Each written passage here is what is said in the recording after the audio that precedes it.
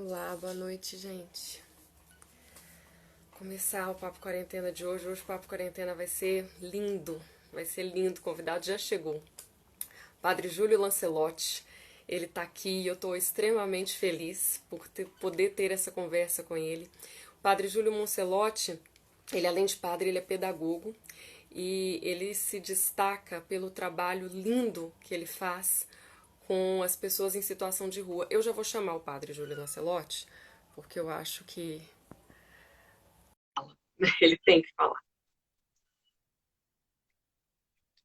Ele já tá chegando. Ei, Olá, tudo bem? tudo bem você? Tá duro, né? Tá difícil.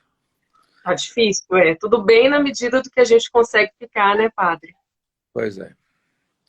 A gente vê as notícias, o número de mortos, Uhum. ainda tantos contaminados, e entristece muito ver quantos indígenas estão sendo atingidos e Sim. as periferias das nossas grandes cidades, como as periferias de São Paulo, sendo duramente atingidas, né? Sim. E é aí que eu quero começar a minha conversa com o senhor. Esse coronavírus, essa pandemia, por mais que a gente fale que ela que é uma doença democrática, né? A gente fala, o Covid-19 é uma doença democrática, mas a gente vê que afeta muito mais as pessoas em situação de rua e as pessoas de periferia, né, Pablo? Não, realmente é uma doença que de democrática não tem nada. Quando as pessoas dizem estamos no mesmo barco, não é verdade. Nós estamos no mesmo mar, só que uns estão no iate e outros estão a nado. Então nós precisamos ter bem consciência de que as vítimas têm endereço, têm etnia, têm sua situação bastante marcada. Aqueles que têm possibilidade de isolamento social com proteção, aqueles que têm condições de assistência médica com eh, maior cuidado, é bem diferente de quem está sem assistência nenhuma, de que passa por dificuldades, que está numa situação de negligência e de abandono social. Os povos indígenas me comovem muito de ver o sofrimento sem uma barreira sanitária, com invasão de madeireiros, com invasão de mineradores, deixando o povo indígena indefeso. Indefeso. Isso é bastante grave. É uma situação recorrente, né? A questão dos indígenas estarem indefeso, né? Essa apropriação das terras dos indígenas. Eu queria entrar num outro campo, que é o seguinte: o senhor acha, padre, que nós vamos sair melhores? O ser humano vai sair melhor dessa pandemia? Ou o senhor não vê esperança, acha que vai continuar a mesma coisa? Não é uma coisa automática, não é estamos passando por isso e vamos ser melhores. Eu tenho repetido muitas vezes, perguntam isso, não há nenhum indicador que nos leve a crer que no pós-pandemia ou no novo normal, como dizem, o racismo terá desaparecido. Não há nenhum indicador de que o feminicídio vai diminuir. Não há nenhum indicador que vai diminuir a homofobia e a LGBTfobia. Então, não há indicadores que mostrem isso. Não há indicadores de que a desigualdade será menor, de que as pessoas vão ter casa para morar, de que as pessoas de rua não serão discriminadas e não terão preconceitos. Ainda não temos esses indicadores. Eu acabei de ver agora a notícia do desembargador lá de Santos, que chamou tanta atenção. E ele está dizendo que os guardas é que tiveram um abuso de autoridade e então e isso em plena pandemia. Mas me espanta muito, eu tenho repetido isso tantas vezes, que durante todo esse sofrimento existe gente fazendo adulteração do álcool em gel para ganhar em cima disso. Existe superfaturamento de respiradores e hoje a denúncia aqui em São Paulo de que em alguns espaços de acolhimento de pessoas em situação de rua, alguns, não todos, um, alguns educadores lá, ou agentes, estavam facilitando o acesso ao auxílio emergencial, cobrando R$ 100 da pessoa em situação de rua. Então, é terrível imaginar que nós vamos, passou isso, vamos ser melhores. Uma coisa que me chamou a atenção, e só a psicologia social poderá responder e analisar, a antropologia, quanto mais fechou, a solidariedade aumentou. Agora, quanto mais abre, a solidariedade diminui. Oi. Porque as pessoas, teve um momento do fechamento aqui em São Paulo, que a população de rua ficou muito evidente, não era mais paisagem. E Aham. agora, essa abertura precipitada que se faz com a diminuição do isolamento social, então as pessoas voltou para o normal. Então já o morador de rua, por exemplo, já virou paisagem.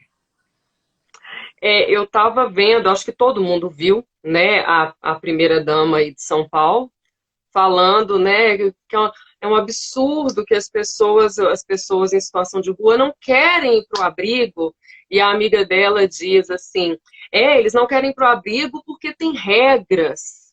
O que que o senhor me fala desse pensamento, dessa loucura? De várias vezes temos comentado isso, o que me espanta não é de elas terem dito isso na conversa, as duas senhoras. O que mais me espanta é de que isso é o pensamento de muita gente. Muita gente pensa assim. Se fossem só duas pessoas que pensassem assim, nós estaríamos, que bom, é uma absoluta minoria. Mas não é. Elas representam o pensamento de muitas pessoas. Muita gente pensa assim. Foi verbalizado um pensamento que muitas vezes é majoritário. Então, há situações terríveis. Ontem aconteceu um fato tão chamativo, eu disse, dava para escrever uma crônica do que aconteceu ontem. Um morador de rua que vai lá na paróquia todos os dias e vai lá buscar o lanche pela manhã, ele me pediu socorro no fim do dia porque, como ele estava reivindicando melhorias do espaço que nós temos denunciado, Aham. péssimas condições de higiene, de salubridade, percevejos, muquirana, uma coisa terrível. E ele reclamando, ele foi transferido para um outro lugar. E quando eu falei com uma autoridade do município, dizendo, ele me alega que gostaria de ficar lá, apesar de tudo isso, porque a avó dele, de 84 anos, mora ali perto. E é Ah, um dos últimos laços que sobra aham. na vida dele, embora eu tenha conseguido localizar a mãe dele no interior do estado. E foi interessante que a própria autoridade municipal entrou em contato com o local e depois me ligou dizendo: você está enganado, essa avó não existe.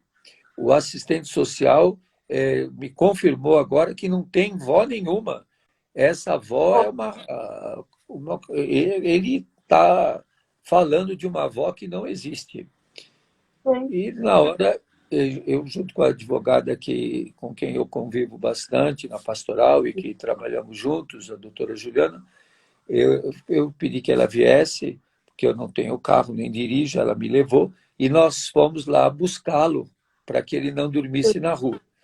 Aí eu falei Aham. para ele: você olha bem nos meus olhos e me diz onde está essa tua avó, que eu quero ver a tua avó. Aí ele disse: é ali, ali, ali fomos. Aí eu Ah. vi a avó dele. Aí liguei para essa autoridade do município e falei: olha, a avó que não existe está aqui, a senhora quer falar com ela? Eita! E o assistente social tinha feito o relatório que a avó Uhum. não existia, que não Olha tinha só. avó nenhuma. E eu fui lá ver a avó de 84 anos, passei álcool no portão e na mão da avó, e ela queria abraçar o neto, passei álcool no neto. Foi álcool para todo lado. que eu fiquei preocupado com a avó, muito querida, queria abraçar o neto. Eu falei, vó, cuidado, passa o álcool, tem que manter distância. É, Mas veja, então, está no relatório, é um documento escrito.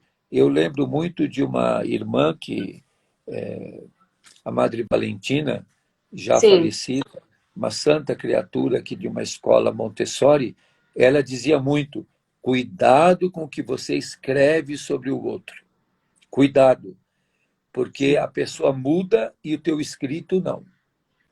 Então, eu tenho muito receio desses relatórios, quando Uhum. escreve. Ele fala de uma avó que não existe. E eu ainda falei para essa autoridade, e eu falei, eu estou velho, eu tenho 71 anos, e fui a essa hora da noite lá visitar a avó, que também é uma senhora idosa. E o assistente social devia ter ido lá em vez de falar que ela não existe. E escreveu isso, né? Pois é essa falta de cuidado com a pessoa. Eu aqui, padre, eu sou muito fã de São Francisco de Assis e de Santa Clara, meus dois santinhos chuquinhos, né?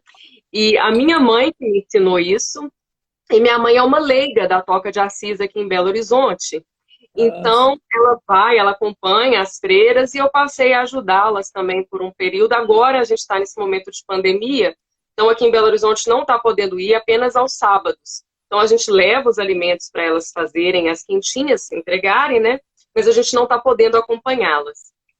E em algumas noites eu fui com elas e é uma situação muito difícil, a gente se sente completamente impotente. Eu me senti completamente impotente. E é engraçado como é que eles querem a nossa atenção. Muitas vezes eles não querem o alimento, eles não querem a quentinha, não querem a roupa, eles querem a conversa. E aí o senhor contou esse caso, teve um caso comigo que eu achei super divertido, que ele virou assim, eu fui perguntando para ele, mas qual que é seu nome? O que que você faz? Ele me mostrou a carteira de trabalho, mas o nome dele era Giovanni. Aí ele falava assim, não, meu nome é Giovanni, eu tenho aqui, eu vou conseguir trabalho. Eu não, vai sim. E eu fui perguntando tanta coisa para ele, ele virou para mim, você me pergunta demais. Eu falei, não, tá bom. Falei, tá bom, não vou perguntar mais não. Aí entreguei a comida pra ele, ele começou a comer, depois, não me pergunta mais coisa, pode perguntar. Aí eu, ah, coitado, continuei a conversar com ele, perguntando. Na hora que eu fui embora, ele virou, você vai voltar aqui pra saber como é que eu tô? Aí eu ah, falei, eu vou voltar. Isso me deu uma dor tão grande. Eu lembro que eu saí de lá, virei esquina e comecei a chorar, né? Porque eu choro à toa. E é isso, né, padre? Assim, às vezes eles não estão querendo só comida, eles estão querendo um pouco de atenção. Essa atenção que essa pessoa não deu em saber que ele tinha uma avó, né? o que é importante, e todos os dias pela manhã, durante todos esses dias de pandemia, que são mais de 120 dias, todos os dias pela manhã nós temos feito essa convivência, colocando álcool em gel nas mãos, pondo as máscaras, mantendo o distanciamento, mas tudo isso é um instrumento para conviver com eles. É interessante que eu sempre pergunto, como você está? Onde você dormiu, quando vejo que a pessoa dormiu na rua, troca a coberta, se a coberta está muito suja, procuramos medir a temperatura, o pessoal do consultório de rua vem, se alguém estiver doente, precisa, vai imediatamente levado para consulta, para fazer exames. Então, eles também perguntam para mim, você está bem? É, Você está cansado? Se eu uhum, sento um pouco, eles dizem, você está cansado? Então, nós precisamos conviver, não perdendo o horizonte de que a nossa luta é uma luta histórica e a gente tem que lutar por uma transformação. Quando você diz o que vai mudar, eu fico pensando nesse povo que está nas ocupações, que está nos acampamentos, nesse povo que está sofrido, o que vai mudar para eles? Ainda a Oxfam colocou que o Brasil pode se tornar o epicentro da fome, junto com a África do Sul e um outro país, que agora eu não lembro o nome, mas muita gente ainda desempregada, a recuperação é pequena, muitas situações desafiadoras, e a uhum, solidariedade não pode ser uma pandemia. A solidariedade tem que ser endêmica, ela tem que ficar. Aham. E ela tem que entrar nas estruturas, na estrutura econômica, na estrutura política. Quase todos vimos a carta assinada pelos mais de 150 bispos do Brasil que chamam a atenção para uma economia que mata. Sim. E a gente vê as pessoas morrendo aos poucos. Às vezes eu falo para alguns dos moradores de rua que eu encontro: você está muito magrinho, você está se alimentando, o que está acontecendo? E muitas vezes é a roupa que ele usa, que não é nunca uma roupa que é do tamanho dele. É.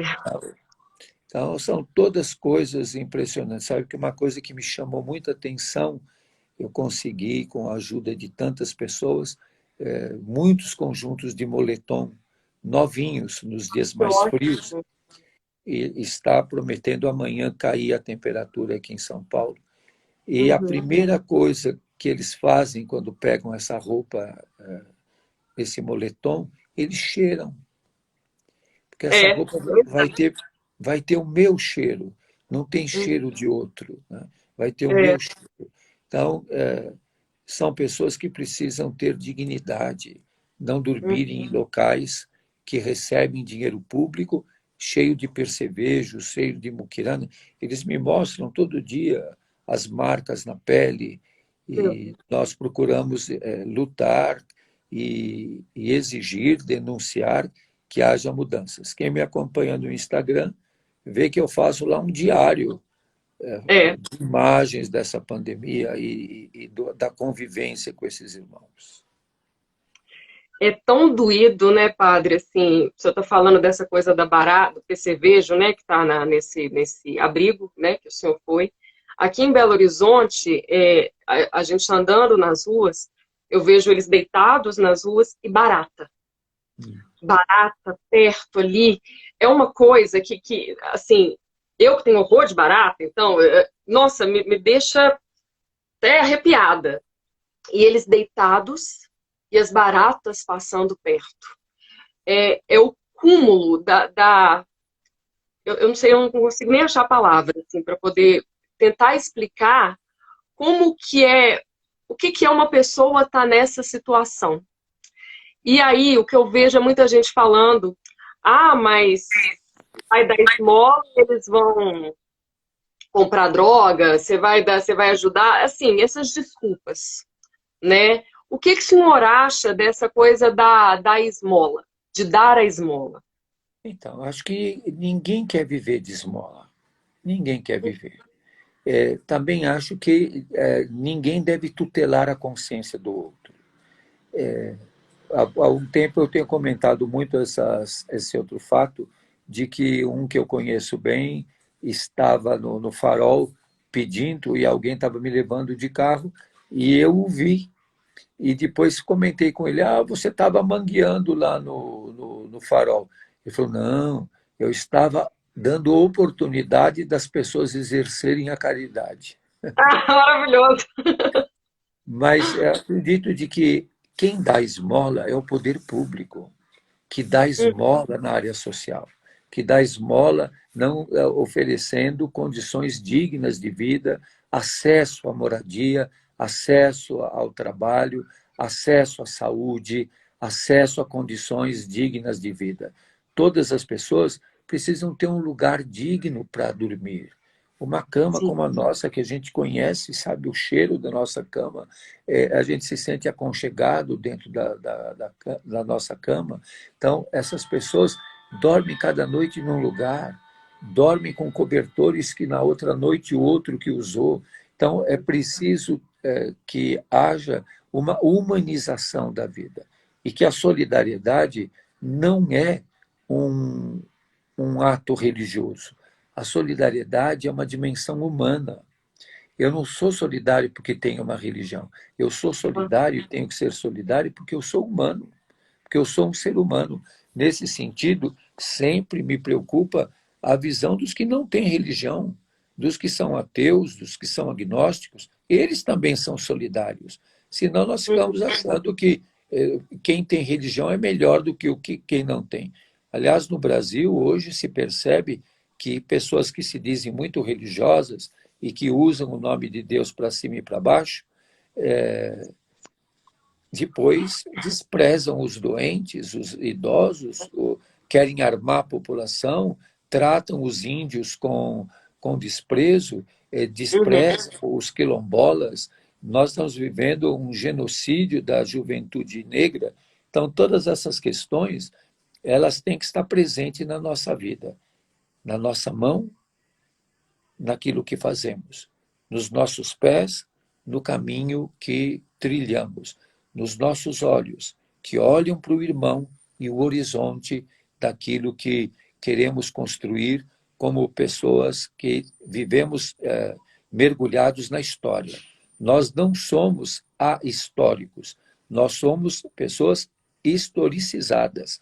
Nós estamos na trama histórica. E muitas vezes nós nos sentimos impotentes, que é o que o sistema também quer. Você não é capaz de nada, você não vai fazer mudança. Mas nós podemos exigir, nós podemos cobrar, nós podemos denunciar, nós podemos pressionar e temos que nos manifestar. Hoje, as redes sociais são um instrumento muito grande e os próprios políticos e outros tantos ficam observando o que se diz nas redes sociais, eles ficam monitorando tudo para ver se a posição deles é bem apreciada ou não. Então, nós temos que manifestar nosso desacordo a toda discriminação, a todo racismo, a todo preconceito, a toda forma de homofobia, a toda forma de querer controlar a vida dos outros, de impor e de nos acharmos melhores que os outros. Eu sempre digo, quando dizem o povo da rua é muito agitado, eu digo, vai em reunião de condomínio para fazer sorteio de vaga na garagem para você ver. Nossa Senhora! Aí o bicho pega. Sim, e aí tem que chamar até a polícia. Não é, menina? É uma loucura, menina. Eu moro em prédio, sempre morei em prédio, sei perfeitamente como é que é essa história aí de reunião de condomínio, é um problema. E é tudo gente de bem, né? Tudo gente de bem. É aí que eu quero falar com o senhor, desse pessoal, dessa gente de bem. Eu me policio muito para poder falar assim, para mim, há uma diferença entre gente de bem e gente do bem, Sim. né?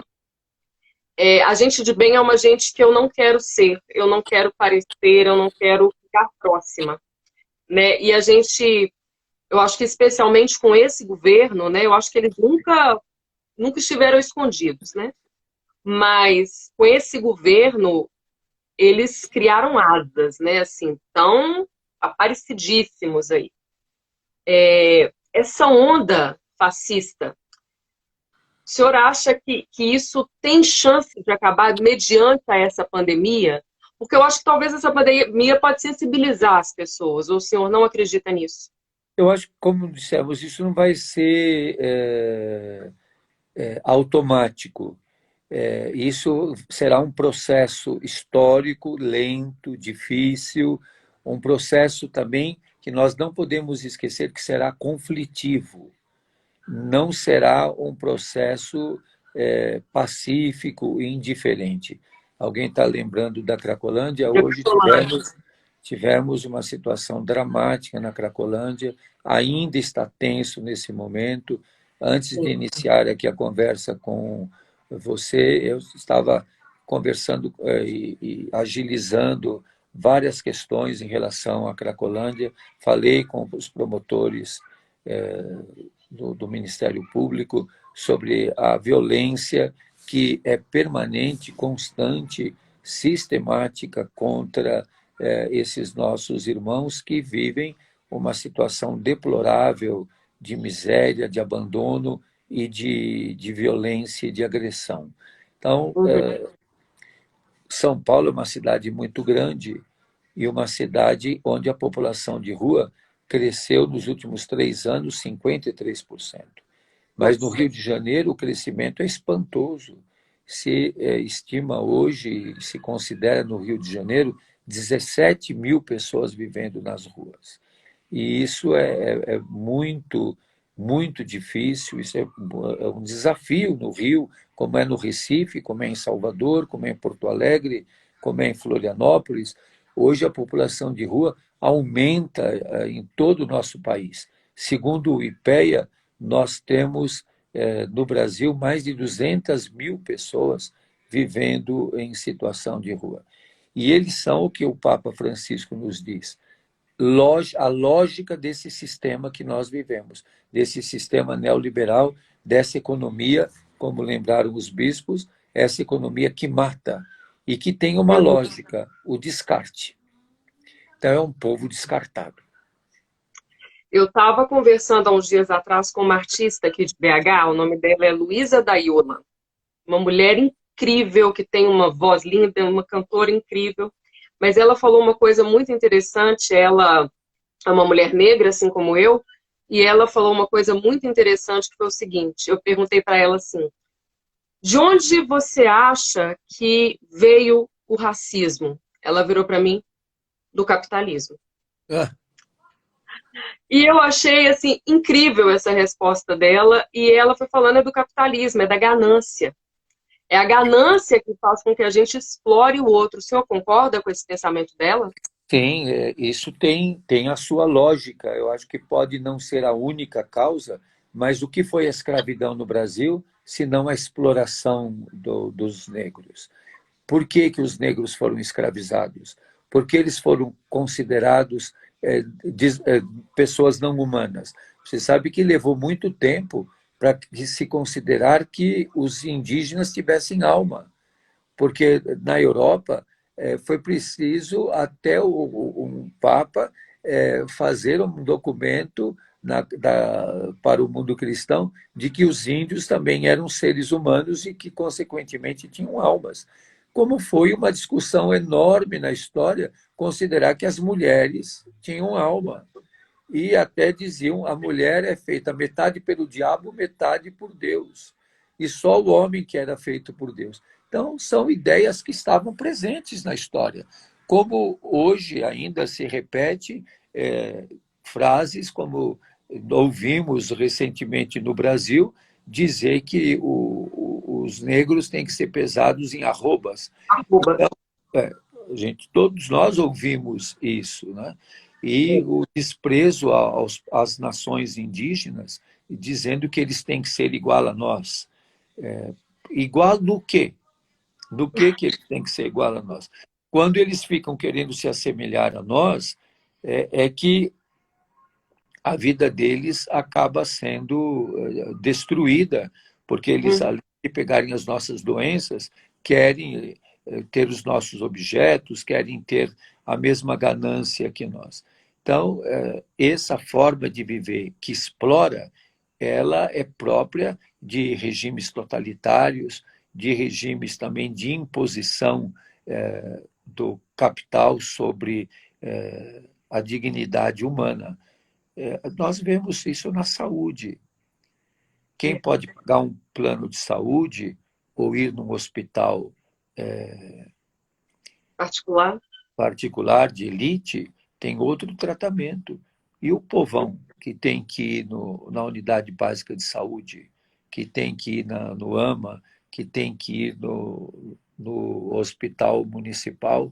E vimos agora no Brasil quantos municípios sequer têm hospitais.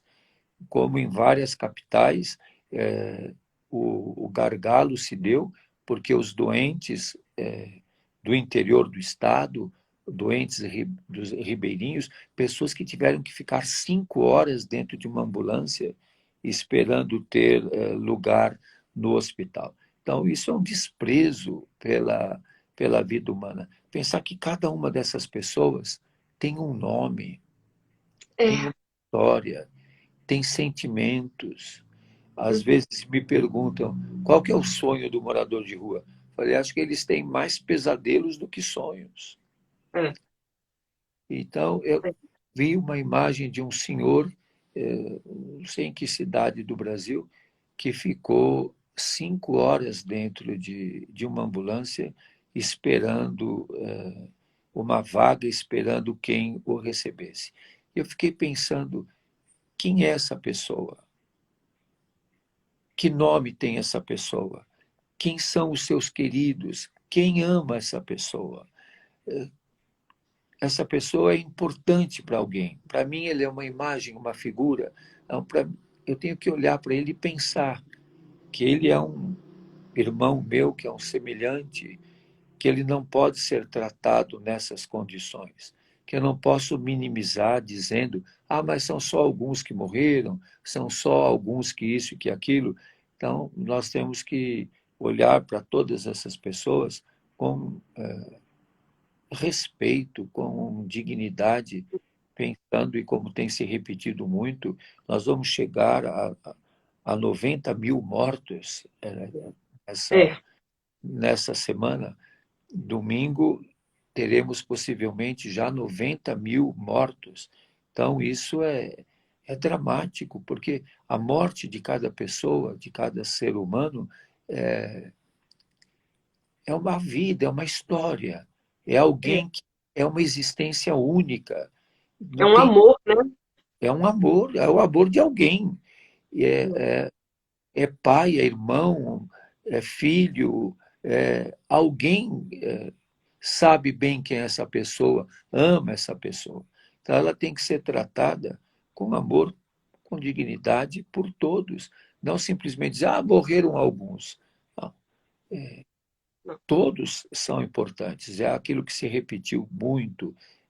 Toda a vida é importante. A vida dos negros é importante, a vida das mulheres é importante, a vida das crianças, a vida dos idosos, a vida dos indígenas, a vida de cada pessoa, a vida dos ciganos, dos moradores de rua, a vida da comunidade LGBTQI+, a vida de todas as mulheres trans, a vida de pessoas que estão dormindo nas calçadas, todos são filhos de Deus, segundo a nossa fé, todos sim, fazem parte da criação, todos são seres humanos semelhantes a nós, todos sentem fome e alegria, sentem frio ou sentem calor, todos sentem sede, todos precisam de afeto.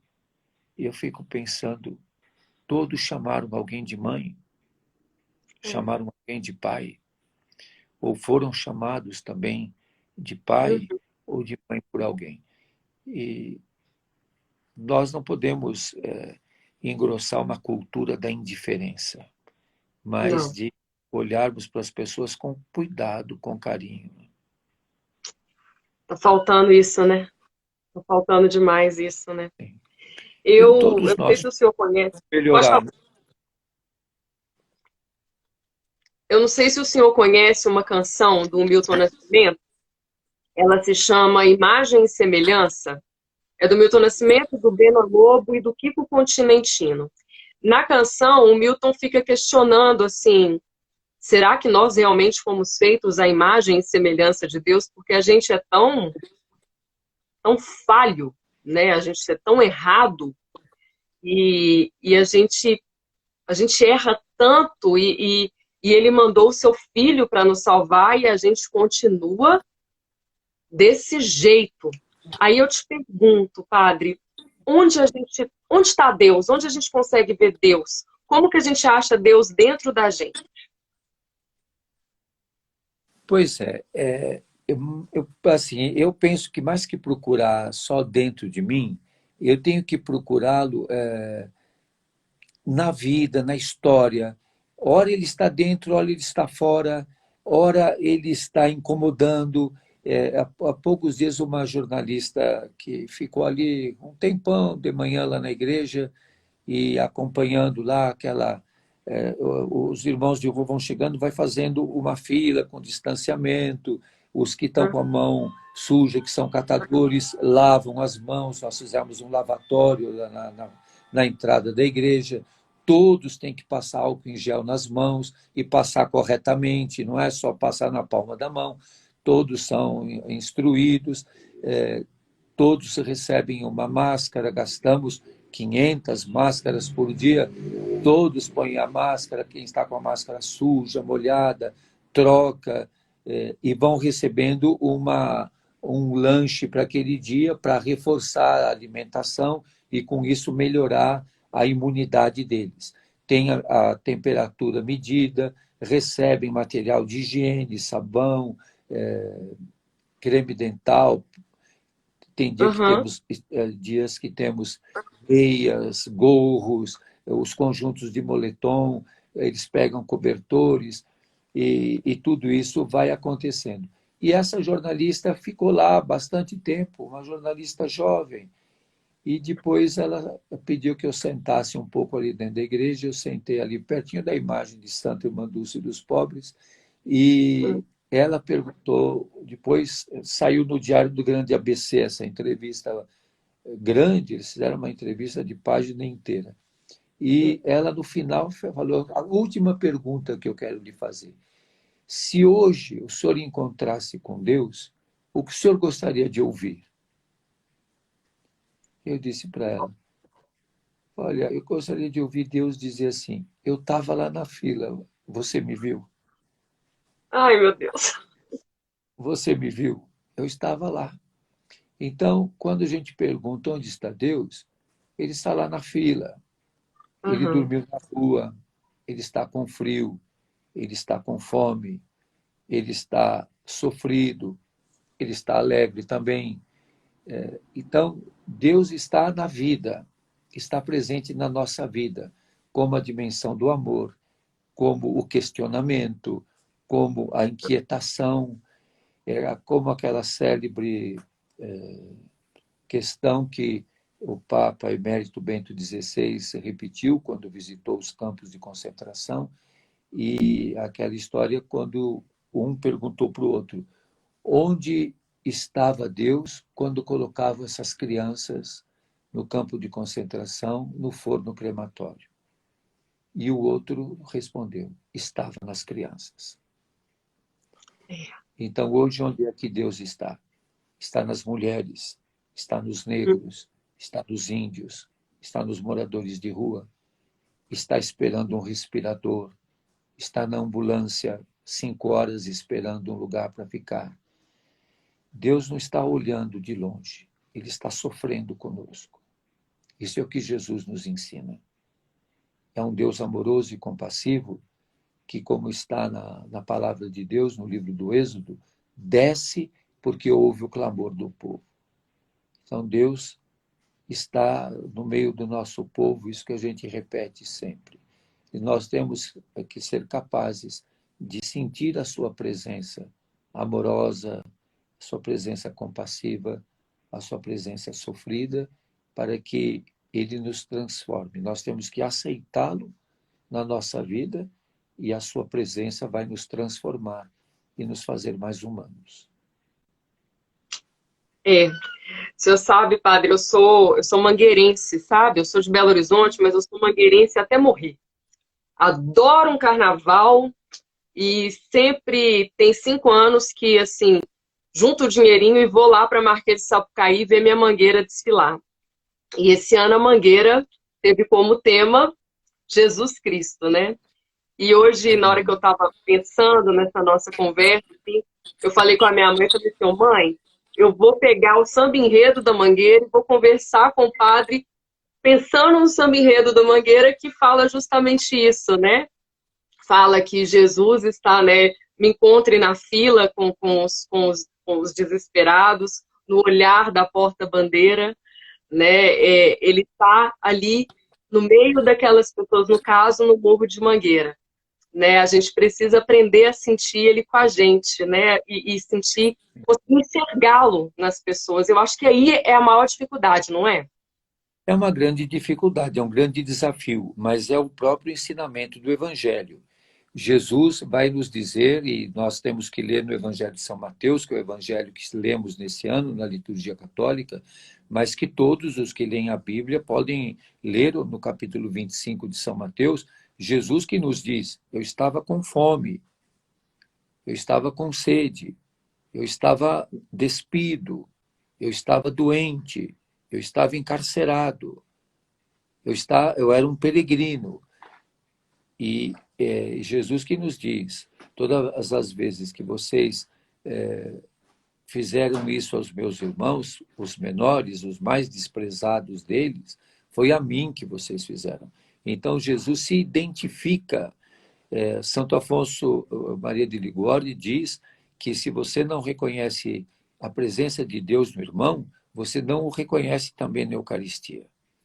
Então, é muito importante que nós tenhamos sempre isso muito presente, a presença de Deus na vida, na história, no nosso dia a dia, e a sua presença real na Eucaristia, mas que nós saibamos que, para que nós sejamos coerentes com a nossa fé, que nós sejamos coerentes na nossa vida. E mesmo se a pessoa não tem fé, não significa que ela é desumana. A fé não é um fim último. Agora há pouco tinha uma pessoa me incomodando e falando e perguntando e perguntando e perguntando, porque ela queria saber o que eu penso, e por causa dessa propaganda da Natura, que está dando uma confusão danada.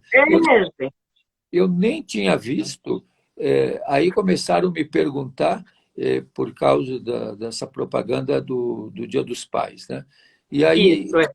me perguntaram tanto, falaram tanto, que eu fui ver o que era. E aí eu escrevi, fiz um post que eu pus tanto no Twitter, quanto no Instagram, quanto no Face.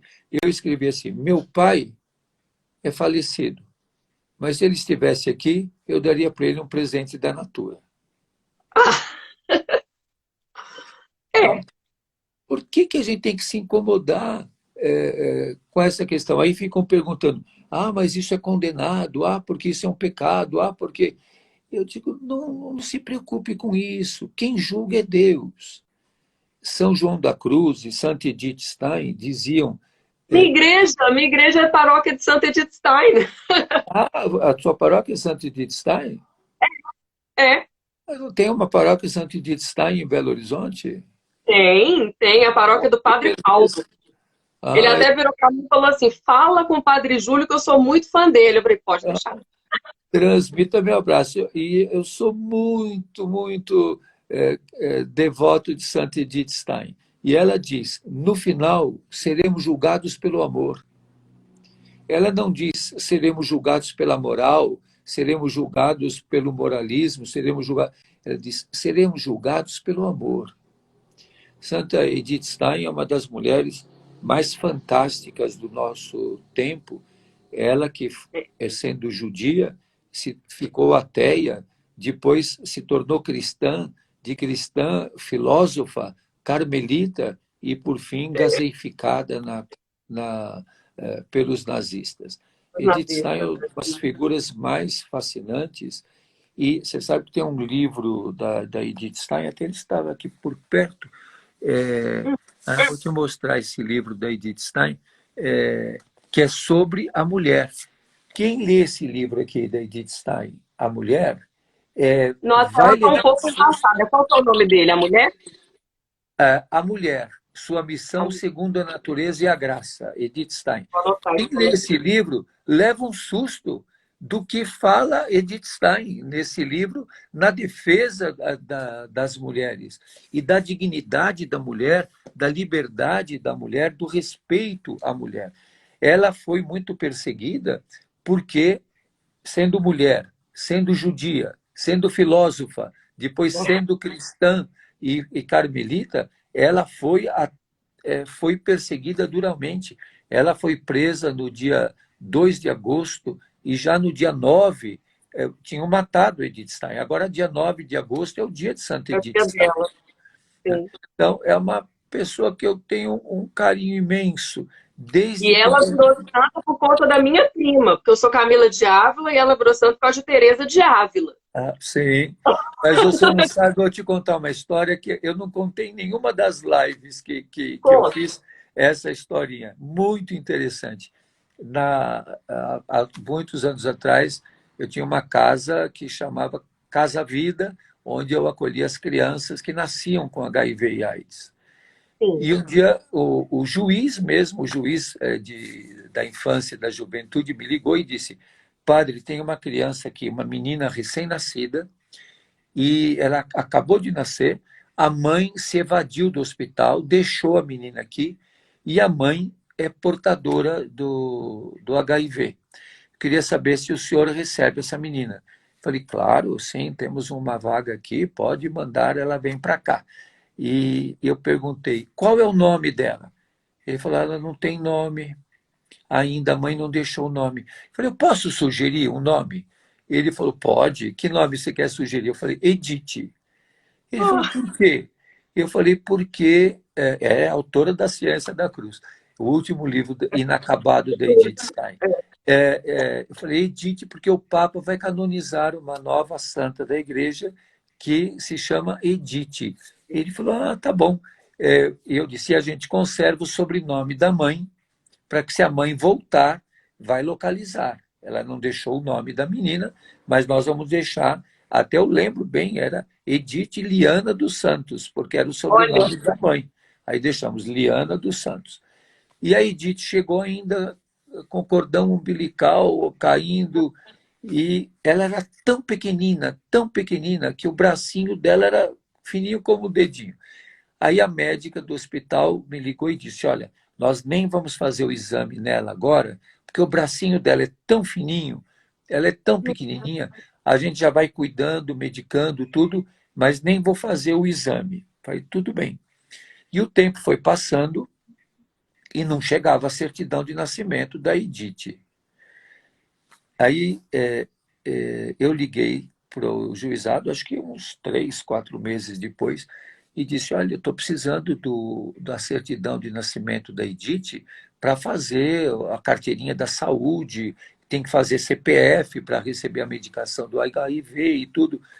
Aí a assistente social falou para mim, momento, padre, eu vou lá ver o processo. Voltou e disse, padre, fique tranquilo, ela está registrada com o nome que o senhor pediu, Edith, já estou mandando a certidão de nascimento. Eu desliguei o telefone. 5 minutos depois, o telefone tocou, era do hospital. Padre Júlio, você não sabe o que aconteceu. Nós fizemos o exame da Edith e o primeiro exame já deu negativo. ai, lindo. E é uma coisa surpreendente, porque isso nunca acontece. Mas foi Nossa, em questão de meia hora, uma coisa da outra, confirmou que o nome Edith, o exame dela deu negativo. Aí teve toda uma saga para conseguir uma família para adotar a Edith. Uma primeira família que veio, a Edith gostou, ela já tinha uns 3 aninhos. não ficou Mas muito a bom. família veio com o filho, brincaram, e foi embora, não voltou mais. Falei, ué. Aí eu liguei para essa família e disse, vocês vieram, a Edith ficou animada, tudo. O que aconteceu? Ah, ela é um pouco escurinha, um pouco jambo, o nosso filho é muito claro, isso não vai dar certo, e desistiram. Aí a Edith sentiu demais, e vieram mais 2 famílias, a Edith não quis mais. Aí nós tivemos que, eu avisei para o juiz, tudo. Aí a Edith foi fazer psicoterapia no Sete Sapiense. Aí a Edith já devia estar com uns 4, 5 anos. E ela ia com uma sacolinha com todos os bonequinhos da família dentro da sacolinha, Oxê. porque ela tinha que aceitar uma família. E um dia Uhum. alguém viu e falou assim, para a funcionária que tinha ido levar a Edith, é sua filha? A Edith falou, não, ela não é minha mãe. Eu estou aqui para aceitar ter uma mãe, para Ai, aceitar ter uma família. Ela tinha consciência disso. é. Aí veio um outro casal para adotar a Edith, aí eu que não gostei daquele casal. Aí eu falei para o juiz, não. Esse casal não serve. Aí o juiz falou para mim, tem um problema aí, o problema é o senhor também, viu? Ah, Porque, além de toda a dificuldade, tem a dificuldade que se o senhor não quer. Não, esse casal não serve para Edith. Porque era um casal que tinha tinha perdido a gravidez e queriam ah, substituir. Eu falei, não, a filha não é para ser substituída. não. Ela não vai para substituir, ela tem que ir para ser ela a filha. Por fim, Uhum. veio um casal italiano e hoje a Edith mora na Itália, é uma Olha, jovem, já uma moça, ela sabe que tem o nome de Edith por causa de Santa Edith Stein. A família conservou o nome da Edith e mudou o sobrenome, e ela está feliz, adotada. E não te contei uma coisa boa. Eu Hum, batizei a Edith no dia que o Papa canonizou Santa Edith Stein. 19 de agosto. No dia da canonização, foi dia Ah, que 12 dia de foi? outubro, foi Ah, em para. outubro. No dia da canonização da Edith, foi 11 de outubro. No dia da canonização de Santa Edith Stein, em Roma, eu batizei aqui em São Paulo a Edith, mas você não sabe da maior. O Ah, padrinho era eu. ah, que lindo! Que lindo! A gente E, é Edith, essa menina, tá vendo? e a Deus é, madrinha, Deus é, madrinha era Deus uma professora, que é a dona Alzira, que hoje está, a dona Alzira hoje está com 103 anos. Gente, que É, isso? é. Eu falo, Deus é difícil, Padre, porque ele mostra as coisas pra gente, a gente não entende. A gente vê aquela coisa assim, entrego, confio, surto e agradeço. Sou eu. Sou eu. Entrego, confio, surto e agradeço. Você precisa ver que lindo que foi o dia da despedida da Edith. Ela Ah, chorou quietinha, porque ela sabia o quanto nós a amávamos e quanto para nós era importante que ela tivesse a sua família, que ela fosse. E ela nos abraçou, ela veio se despedir com a família na missa que eu celebro às 10 horas, e de lá eles já iam para o aeroporto. Ela uhum. chorou, assim, baixinho, silenciosamente, assumindo que aquele momento era um momento de despedida e que todos nós sentíamos. E ela mora perto de Padova, na Itália. E então assim, Santa Edith Stein marca a minha vida fortemente, por ser ela quem ela é, por ter sido e é uma santa mártir da igreja. E todos que estão nos ouvindo, lembrem, agora dia 9 de agosto é dia dessa santa linda, maravilhosa, que sofreu muito, que morreu no campo de concentração, uma mulher digna, filósofa, inteligente. Ela era uma fenomenóloga, É uma incrível isso. então, é uma das santas mais admiráveis dos nossos tempos. E ela é copatrona da Europa, né? Junto Uhum. com outros santos que são patronos da Europa. Uma delas é Edith Stein. Olha, valeu muito para a gente falar tudo isso da Edith Stein. Foi, valeu demais. Eu tô muito feliz. Eu tô feliz, mas eu tô triste porque faltam 7 minutos para nossa live acabar. E assim, a meu ver, a gente começou a falar de assuntos muito pesados, que era o que eu queria conversar mesmo com o senhor, mas a gente terminou com uma história linda, linda, linda. Eu estou muito feliz com essa história.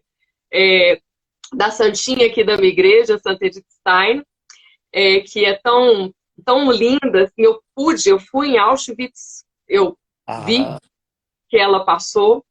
Então, assim, realmente para mim, depois de ter ido lá, assim, minha minha amizade com ela deu uma estreitada. Porque minha amizade mesmo é com São Francisco e Santa Clara. Mas eu falei, essa mulher, ela é você já forte. assistiu o filme A Sétima Morada? Não. Assista, que é um filme interessante. Todos que puderem, assistam o filme A Sétima Morada, que é dentro da proposta de Santa Teresa d'Ávila, as moradas, e tem a sétima morada. E esse filme é uma forma de biografia dentro de uma interpretação do que é a vida de Santa Edith Stein. É um filme maravilhoso, vale a pena, tendo a paróquia de Santa Edith Stein, que todos conheçam esse filme, que é um filme belíssimo, e nesse momento difícil de viver, duro de viver, todos os dias eu olho a fotografia de Santa Edith Stein e peço a ela força e coragem. Ela nos diz que a cruz é como um bastão que nos faz subir a montanha difícil. Então, que a cruz de Jesus nos sustente nesse momento tão difícil que nós estamos vivendo. Amém. Amém. Padre Júlio, eu quero dizer, eu não sei, você é um padre, eu não sei nem se eu posso falar isso, mas eu peço aos meus santinhos, assim, porque o senhor já é padre, o senhor já está pertinho, mais perto que a gente, assim. Quero pedir para os meus santinhos, Clara, Francisco, Jorjão também, que é meu companheiraço, que abençoe o senhor, que te dê saúde e que te dê essa beleza que nos inspira, que me inspira tanto. Muito obrigada por ter, eu estou emocionada, obrigada por ter aceitado esse papo, obrigada por ter estado aqui comigo e com tanta gente que esteve aqui com a gente, obrigada por ter dividido a história da Edith que está na Itália, da sua filhada. Muito obrigada por esse momento, o senhor não tem noção de como eu estou feliz e do quanto eu aprendi nesse momento com o senhor. Muitíssimo obrigada mesmo, que Deus abençoe o senhor muito. Santa Clara, São Francisco, São Jorge, soltem as suas belezas em cima do Senhor, viu? Obrigado. Deus abençoe a todos. Força e coragem. Amém. Um beijo.